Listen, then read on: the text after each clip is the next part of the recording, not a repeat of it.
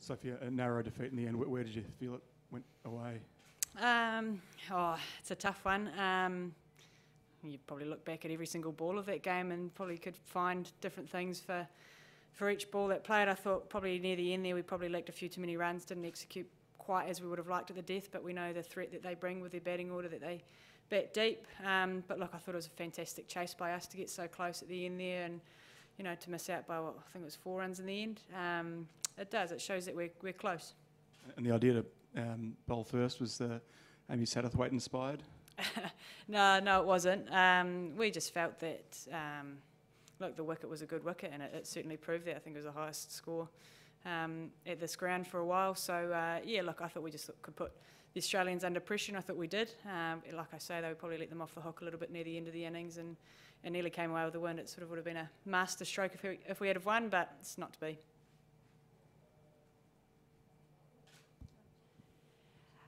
There's a thing that sort of, I guess, hangs around in ICC tournaments in the past several editions, that not quite going as far as perhaps your talent should lead you. It's happened again. Is it? What do you think it is that sort of stops New Zealand getting to those last stages? Yeah, geez, it's a great question. I think certainly skill-wise we're there. I think everyone knows that we're a really talented side, and we're growing that depth. And we've seen today, even with myself, Susie not firing, Rachel Priest not firing, we came close to chasing down a really strong Australian side. So whether it's a mindset, whether it's a mental thing, whether it's game awareness, whether it's just experience playing in those pressure situations, which we haven't played too much international cricket together the last 12 months, whether that's something as well. But it's certainly something, when we get back home, we'll certainly go through everything and nitpick at it, because it's a crappy feeling to miss out again. And look, it's really raw, but we certainly want to keep pushing and showing that we deserve to be there.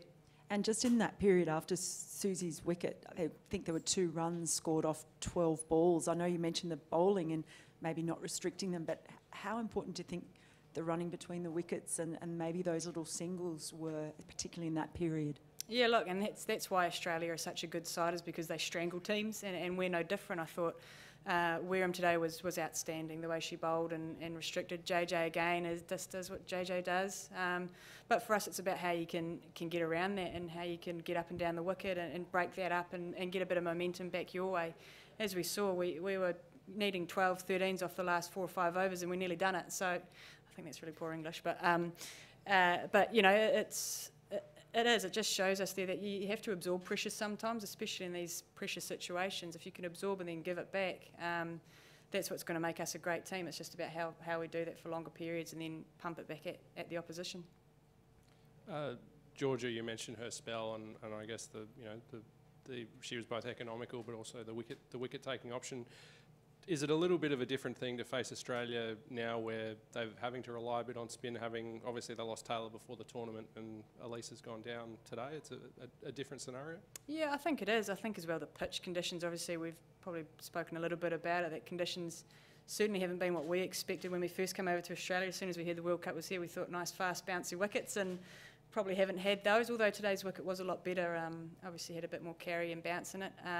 But spin has played a massive part throughout the tournament, and it will continue to do so moving into the final series. And certainly with Australia losing Taylor early in the competition, I know that was a massive blow for them. But we also know, again, their depth, spoken a lot about with the bat, but certainly with the ball, the way Georgia Wareham stood up today was fantastic. Megan Shoot as well. Geez, I hate her sometimes, but look, they're world-class players, and I think that's the great thing about Australia. I mean, I don't like blowing them up too much because they've got big enough heads already, but it doesn't matter who on the day, someone always seems to step up for them. And is there even, I suppose, as an opponent, a bit of sympathy for Elise going down like that? Looked fairly substantial. Anyone that goes down at a world event at any point is really hard to see, and especially someone like Elise, who, we know what she brings to the women's game, and I know, people were saying, she might not play this game. I didn't have any doubts that she was going to play. She'd had to have her leg amputated for her not to take the field, and I mean, it looked like she nearly did snap her leg off. So, look, I really hope she has a speedy recovery, whatever injury she's sustained. But it's a real blow for the women's game. I know it definitely will be for Australia, but the world loses out on a great player. Sophie, you said spin has played a part in this World Cup. New Zealand have always been a team who embraced the pace that Leah brings to your side, but the last couple of games saw her only used for that 1 over and then not used thereafter. What was the feeling with those plans? I think, again, today sort of goes back to the pitch conditions. We've obviously seen the last 2 games that sort of steady medium paces, bowling stump to stump, has been really effective, whereas the extra pace is at times a bit easier to get hold of, and especially if you only have to miss by a millimetre and it seems that the ball flies to all corners of the park. So, look, we certainly still back Leah massively. I think when you've got someone with that extra pace, she's always going to be a threat. It's just about how we use her and how we can match her up against certain players. So, again, that's something that we'll need to go away and think about how we use not just Leah but all our bowlers and who they match up with best. And again, considering after the last tournament, there were some questions. There was a little bit of a contractual overhaul back in New Zealand, more money going into the game, new leadership with yourself and Bob Carter coming into this tournament. Was the environment slightly different coming in? Was there a little more belief that even back home the right steps were being taken? There was a new pair in charge. Was the environment different?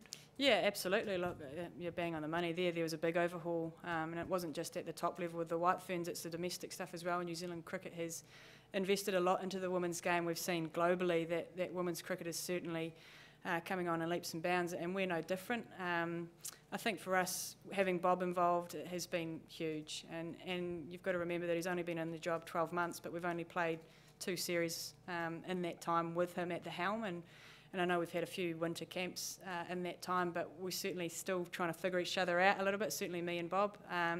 But I think that there's really positive signs there. I think the group is obviously, as I've said, we're actually really close. You see the Indian game, this game here, we're really close to sides that have a lot more money, have a lot more resources, have a lot more player depth than we do. And to think that we've taken both of them to within 5-6 runs, it shows that we're not far, but it does. We're going to have to do things slightly different in New Zealand because we don't have the same amount of people, we don't have the same amount of resources, but we certainly do have things in our favour, and that's what we've got to keep working at. Just on that theme, you mentioned matchups. New Zealand don't have a left armour or a left-handed batter in the lineup. Kind of makes things a little bit predictable for this tournament. How do you develop those types of players so that you've got more flexibility at your disposal at future tournaments? Well, you get Amy Satterthwaite to stop having children. That helps. But no, look.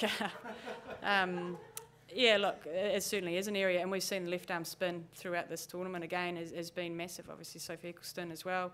Up the top there, it is a real threat in the women's game, and we certainly are taking steps back in New Zealand to identify young left armers, whether that's spin, pace, or left-hand bats. We do know that it sort of does add a bit of variety to your side, but you can only pick what you've got in front of you. So, yeah, it is. It's certainly something moving ahead.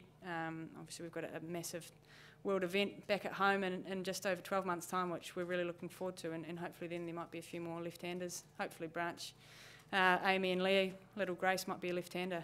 Fingers crossed, we'll get her in the nets. Jacob Woram said yesterday that he quite likes your attacking style of captaincy. How have you enjoyed this stint, especially in a first world tournament in the role? And also, if given the opportunity in the near future to carry on with captaincy even after Amy returns, would you be keen on continuing? Yes, certainly. I guess that's a discussion again that needs to be had if and when Amy returns to the side and what that looks like leadership-wise. But yeah, I guess for me, I've always been, an aggressive player, and I sort of want to continue that with my captaincy. I think we had a great role model in Brenda McCullum a couple of years ago who always took the game on, and I don't want to be any different with this bunch of female athletes. We do want to be really attacking and aggressive in how we go about things, whether that's putting people under the lid in the field, whether it's bouncing people out, whatever it might be. Bob always talks about stepping forward rather than taking a step back, and that's certainly what we want to do, not only with my leadership, but with this whole group.